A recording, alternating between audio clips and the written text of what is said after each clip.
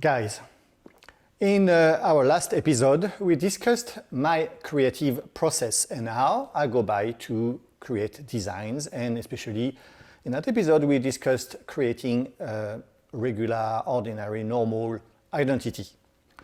But this time we are going to show you a different creative process, one that requires to travel in a third dimension.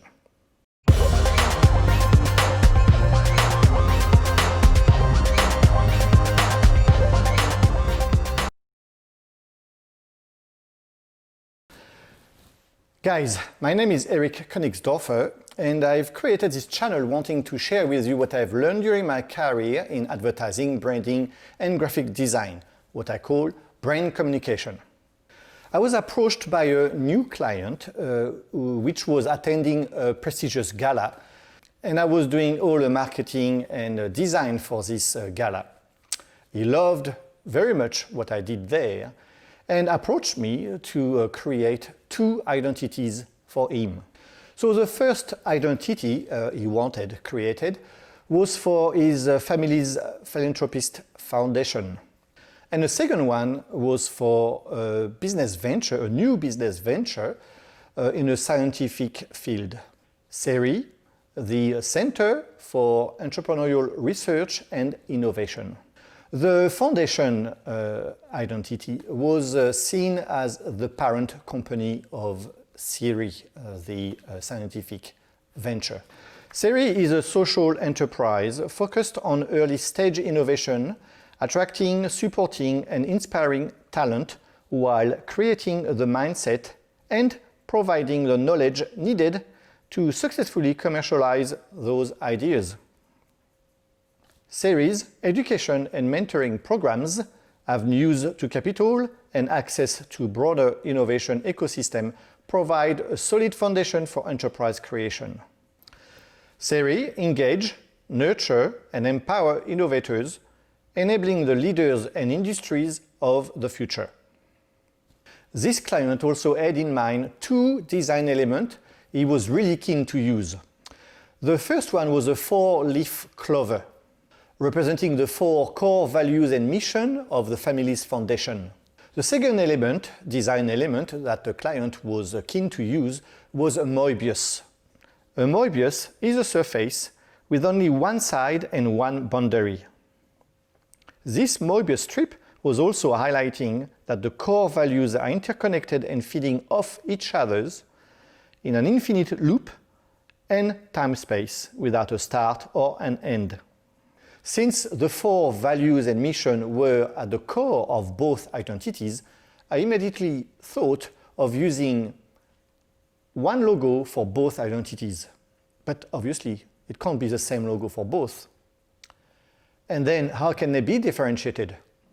That's when thinking outside the box comes very handy. A different kind of creative process, one that requires to travel in a third dimension. Usually, all designs are created in 2 dimensions. You know, a piece of paper and a sketch, that's 2 dimensions. And we did just that originally. We created this logo with a Moebius line running right through the 4-leaf clover in 2D. But then we took it to a 3D modeling agency. We approached Nick Martin from Harp Collective, formerly known as Screenage, to 3D model our 4-leaf clover. Harp is a visual communication studio. It is a collective of artists, designers and storytellers with a shared desire to craft stunning designs and visuals that engage and inspire. Harp operates within residential, commercial, retail and digital sectors and have delivered incredible 3D visualization to clients in Sydney, Melbourne, Brisbane, Perth and worldwide. So we sat down with one of Harp designers on a computer and start to play with this modeling and this design we had first created in 2 dimensions. The tricky bit, of course, was this Moebius, this one-sided face that runs right through an infinite loop. That was not too difficult in the 3D because you got so much control. And then when that was done, we had the creative freedom to just play and deform this shape, look at it in different angles, make it fatter, smaller, thicker section, smaller section, play with all the aspects of the design until I was very happy with it.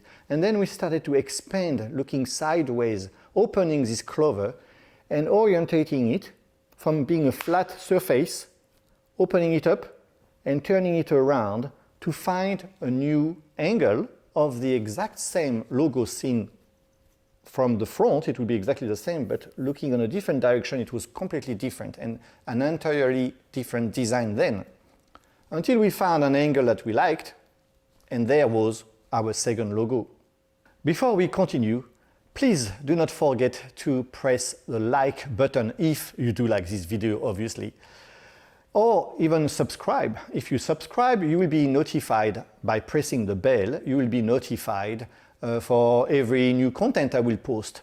And in return, that will tell YouTube that by liking and by subscribing, that you guys like what I do. That will help me to create more content, better content.